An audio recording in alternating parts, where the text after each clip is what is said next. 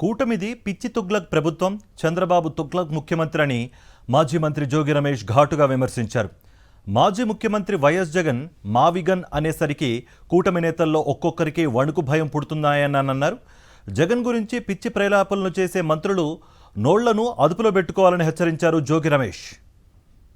పిచ్చి తుగ్లక్ ప్రభుత్వం, పిచ్చి తుగ్లక్ పరిపాలన, పిచ్చి తుగ్లక్ ముఖ్యమంత్రి.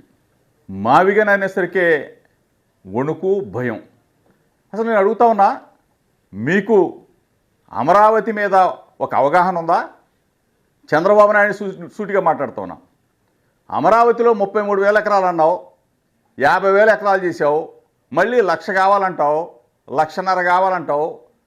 నీదా పిచ్చి తుగ్లక్ చేష్టలు మావా? ఈరోజు ఒకటే చెప్తా ఉన్నాం, మావిగన్ అన్నాం, ఎన్నికల్లో ప్రజలు తీర్పిస్తారు. మరిన్ని అప్డేట్స్ కోసం ఛానల్ను సబ్స్క్రైబ్ చేయండి. నోటిఫికేషన్స్ కోసం బెల్ ఐకాన్ పై క్లిక్ చేయండి.